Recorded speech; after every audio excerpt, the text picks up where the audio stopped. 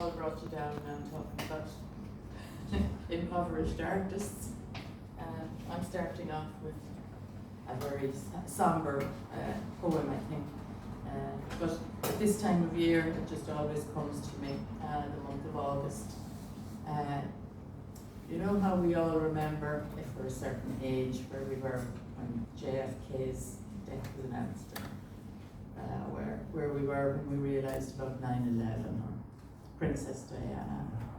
This is about the Oma bomb and what was happening for me and my family that day. It's called Moving, 15th of August, 1998. My task is to ferry small things, boxes, plants, pictures, leave the furniture for the men with the van. In the car between my sister's new house and the flat she's leaving, I hear snatches of news, a bomb up north. I tell them when I come in with kettle and iron, no one has tuned in the TV. I go again to fetch ferns and flowers. It might be bad, reports of fatalities confirmed. When I return, it's all still so unclear. There may be up to 13 dead. What about the ceasefire? Children? Saturday afternoon, summer, isn't this a holy day? I gather bags of sheets and towels, a box of framed photos, a collection of teapots. In the new house, they are sitting on the floor, pictures on the TV now, mayhem, chaos, numbers still not known, but there may be more than 13 dead, there may be more. I'm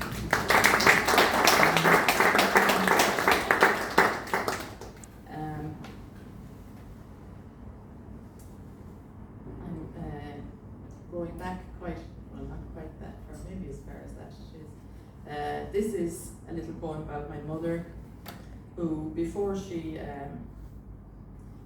passed away went through a long period of dementia. I call it Things About You. I like to tell people these things about you. You bought yourself a car for your 50th birthday before you even knew how to drive. One Sunday, you brought home fruit, sweets, biscuits, told us it was Children's Day and that was dinner. You used to sit for hours on the back garden swing, soaking up the garden, soaking it all up. You grew peas and let us eat them right out of the pod, never cooked any. Once, on a Monday, you sent the boys to school, put Aileen and me in the car and we went to Killarney. You went to charismatic meetings until people started to speak in tongues. Now you see your kitchen window box for the first time, every time you go into the room, and you say, just look at those lovely pansies.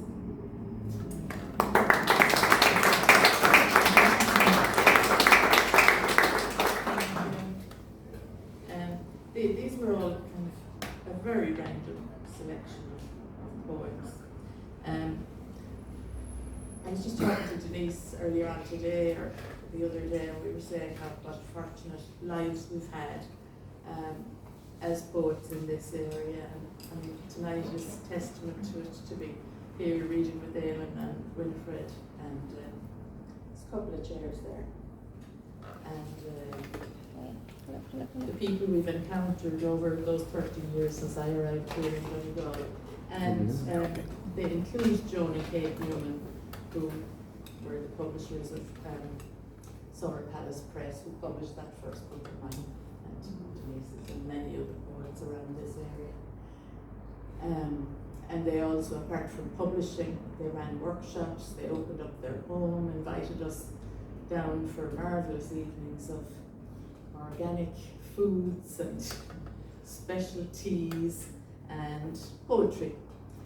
So these poems, or this poem is a little sequence written in their poem, which was called The Summer Palace. 4 tales told in the Summer Palace. Waves. When the wave asks, I will tell her of last night's dream, Its froth will hear of the words my dream self spoke, clap the rocks for my courage, wrap a shawl of lace around my shoulders. The next wave to roll in will hear of the eyes I saw in that dream, eyes of horizon color, staring, meeting mine, asking, will you speak now? That wave will touch my ankle, a glancing, tender touch, a promise. The third wave I will kneel to, whisper what was sore, where the bruise still throbs. It will carry away my words, take them to itself, recede, step back, shush, shush. To the next, I will give my silence, give only my breath. She will ask for my salt, I will whisper yes. Hill. I will speak to her shale and stone, her heather and bent trees, tell them where my real home is. She will tell me how to fly there, how to rise to a height, how to trust her, to launch me into air. Redwood. I will put my cheek against her bark, tell her what I've carried. I will call out 19 names for pain, drop each at her root, slip them between the ridges of her trunk. She will ask me of my fire, what burned away. Why do I cling to my heartwood? Why do I not trust my root? I will tell the redwood of my fear, and she will hold me still. Grass. When the grass asks after my heart, I will tell her that you have gone. She will nod her head, allow her seeds to fall. I will tell her of the silence in my house, how nothing moves there until I come home. She will lose her color, her green will seep away, she will turn golden, then brown. I will tell her of the coldness of my days, nothing warm to touch, no flesh under my hand. She will take on frost, turn silver sharp, fall into winter. I will weep, she will die. I just realized in reading that how very somber it all sounds. That was actually written the day after a beloved dog died. So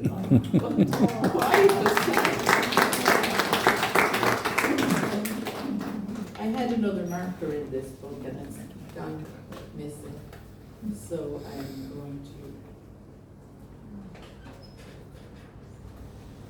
I'm going to just pick something random. Here it is. A lot of people who know me know I used to have a terrible fixation on Billy Collins, the American poet, ex-poet laureate. You could call it a crush, I don't know what you call it. At one stage my son said, do I have to, my son said, do I have to meet this Billy fellow? Who is he? I said, don't worry about him. So, but anyway, I did have a little bit of a fixation on him. So this is a poem written not to him, but to his wife. To the poet's wife. I hope you get his eggs just right. I bet he likes them soft, doesn't he? And his coffee, strong, dark, isn't it? I know he's a modern man. I know he'd fix his own breakfast, and I don't expect you to do it. But I would if I were you. I know I would. While he's working, sitting at a window, looking out, wool gathering, wondering, do you watch him? I would, I'm sure. I'd drive him mad with watching him. Does he, while you're eating dinner, say, does he pause between mouthfuls and utter a phrase like another man might comment on the rising or falling of the Dow Jones Index? Are you accustomed to that? Is it just a matter of course, ordinary? Does he, when he sleeps at night, tell me, does he snore? And when he reads aloud a few lines, testing them out, does your heart lift the way mine does?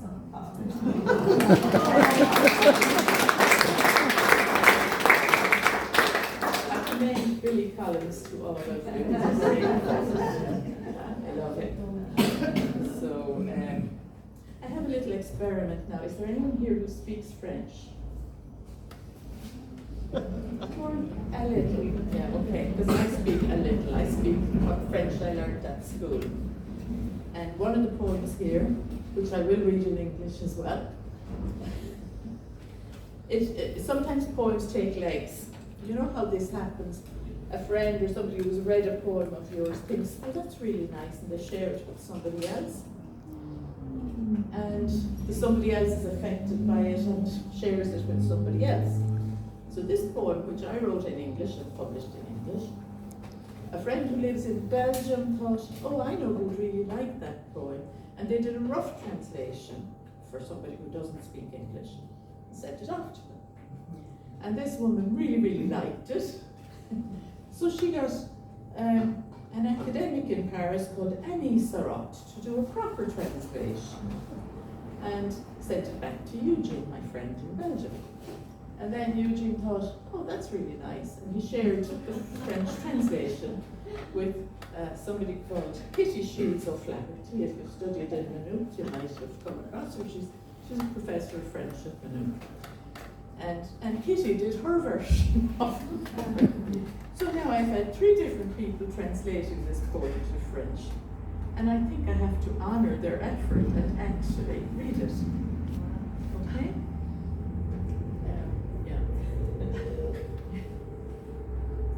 And I will read it in English afterwards. S'habiller pour Paris. Voici ce que je n'ai pas mentionné. Pourtant, c'est quelque chose qui reste au fond de moi. L'image de mes tantes et de ma mère en conclave, discutant de ce que je devrais porter. C'était convenu.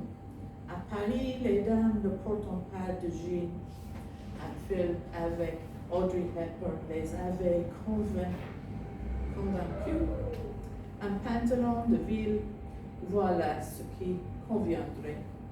Le mien était bleu marine, à jambes larges, avec un gilet assorti. Un chemisier en coton si fin qu'on aurait dit un mouchoir. Motif floral, blanc et bleu marine. Minuscule bouton de marguerite bleu marine. Manche qui s'évaissant et se fronçant. Une création de Carrie. Une blouse sarrau à motif japonais, aventive et parasol noir et jaune sur un fond de nylon orange. Le dernier cri en 1974. That's the first time. Okay, I really pushed myself there.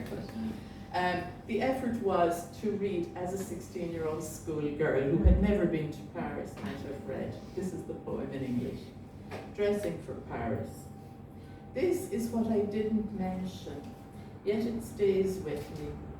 The picture of the aunts and my mother in conclave discussing what I should wear. It was agreed ladies didn't wear jeans in Paris. Some Audrey Hepburn movie had told them so. Tailored trousers would be the thing. Mine were navy.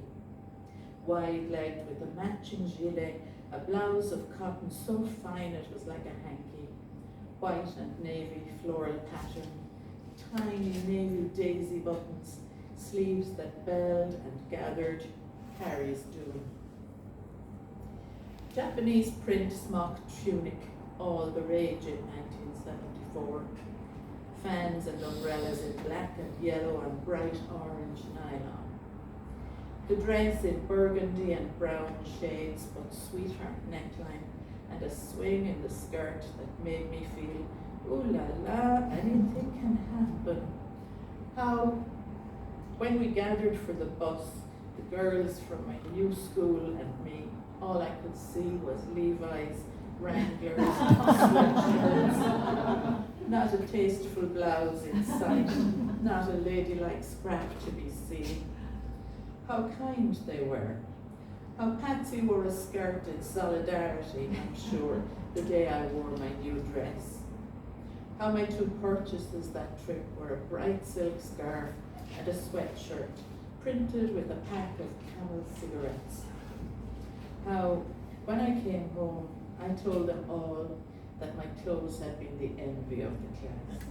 How that was the first time in all my 16 years I felt like an adult.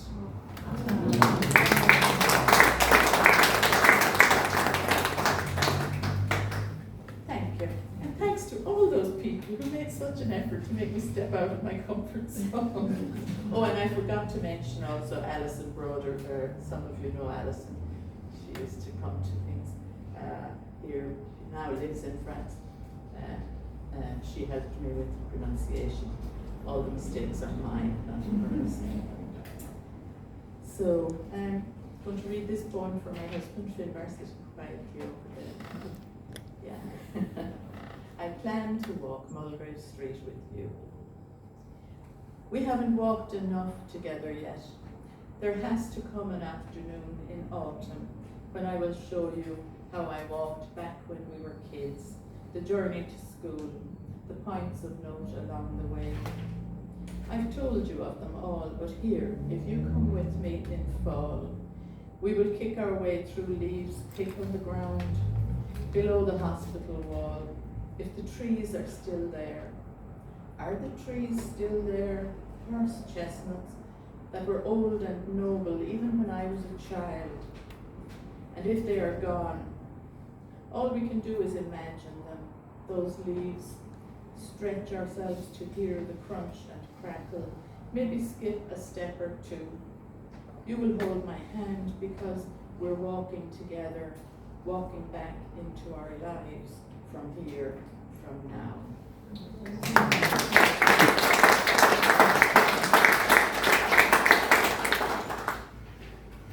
Yeah. Oh, yeah. So Eamon discovered he had a garden during COVID. I did something the opposite, I think, in the last few years with what I know was a garden outside my house. This is called The Wilding, and it's inspired by a poem of Doirne Briefless.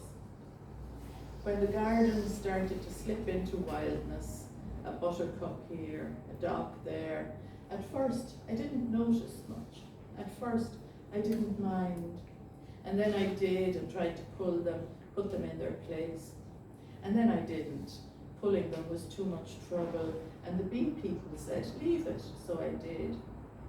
And then the ferns came, making clumps around an old rose, turning the steps into a jungle path where frogs hid. Honeysuckle made a run for the back wall. I let it. The old buddleia, free from yearly pruning,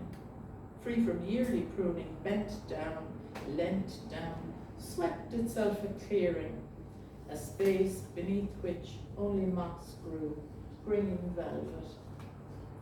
Viburnum and red robin started to claim the sky, sheltered new brambles.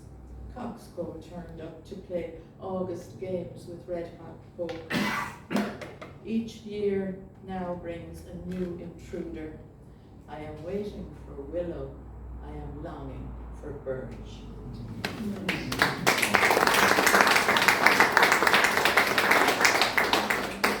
I'm not sure where we are time-wise.